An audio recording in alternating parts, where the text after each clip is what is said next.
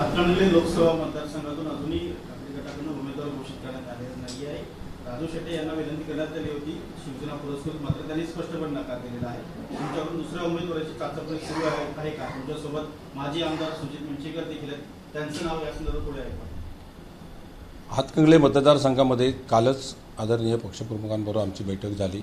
त्यावेळेला सांगितलं राजू शेट्टी जर आघाडीमध्ये येत असतील तर त्यांनी शिवसेनेची मशाल घेऊन लढवावी असं सांगितलेलं आहे। जर त्यांनी स्वतःहून पुरस्कृत नाही म्हणाले तर ते आमचे वरिष्ठ याच्यावर निर्णय घेतील।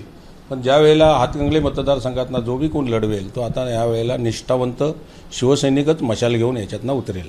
उद्धव साहेबांची तुमची काही चर्चा झालेली आहे का यांच्या नावासंदर्भात? नाही, आमचे तिन्ही आमदार आहेत तिथे इच्छुक, निष्ठावंत म्हणून म्हणालो, निष्ठावंत शिवसैनिकालाच मशाल हातात देऊन यावेळेला खासदार म्हणून निवडून आणणारच।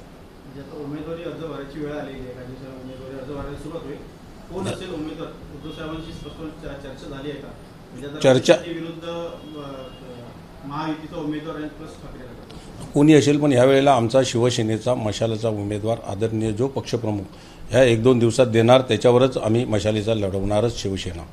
सुजित मिंचेकर यांचं नाव आघाडी आहे, तिन्ही आमदार आमचे चर्चेत आहेत। तिन्ही आमदार आहेत, उल्हासदादा आहेत, डॉक्टर मिंचेकर आहेत, सत्यजित आबा पाटील सरोडकर आहेत, हे तिघेही इच्छुक आहेत। त्याच्यापैकी कोणाला साहेब देतील किंवा साहेब आणखी कोण देतील तर तो उमेदवार हा मशालीचाच असणार आहे। राजू शेट्टी आधी तुमच्याकडे आले तर काय मैत्रीपूर्ण लढत होईल कसं होईल? नाही, राजू शेट्टी वरिष्ठांना भेटलेले, आम्हाला अजून काय भेटलेले नाहीत। वरिष्ठांना म्हणजे उद्धवजींची त्यांनी एकदा मातोश्रीवर भेट घेतली, त्याच्यानंतर काय झालं माहीत नाही, पण राजू शेट्टी आलेले भेटायला। कोल्हापूर लोकसभा मतदारसंघाचा प्रश्न आहे, तिथे तुम्हाला प्रचार करण्यासाठी थांबवण्याचे आदेश गेले आहेत। शाहू महाराजांचा प्रचार करू नका किंवा त्यांच्यासोबत जाऊ नका, प्रचार थांबवा असे आदेश देण्यात आले। आदरणीय पक्षप्रमुख ज्या वेळेला कोल्हापुरात गेले, कोल्हापूर विमानतळावर उतरले, ज्या वेळेला त्यांचा सांगली दौरा होता त्यावेळेला प्रथम वाड्यावर गेले, आदरणीय शाहू महाराजांना छत्रपती शाहू महाराजांची भेट घेतली, त्यांना शुभेच्छा दिल्या आणि त्यांच्या पाठीची शिवसेना खंबीरपणे उभी आहे हे जेव्हा आश्वासन देऊन निघाले त्यावेळेला कुठच्या शिवसैनिकांची आणि कुठच्या पदाधिकाऱ्याची अशी हिंमत होणार आहे की छत्रपती शाहू महाराजांचा प्रचार बंद करायचा? तसं काही नाही आहे।